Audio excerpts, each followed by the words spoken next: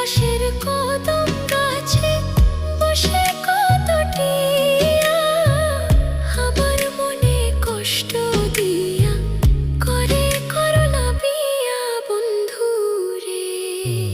কি অপরাধ পাইয়া রে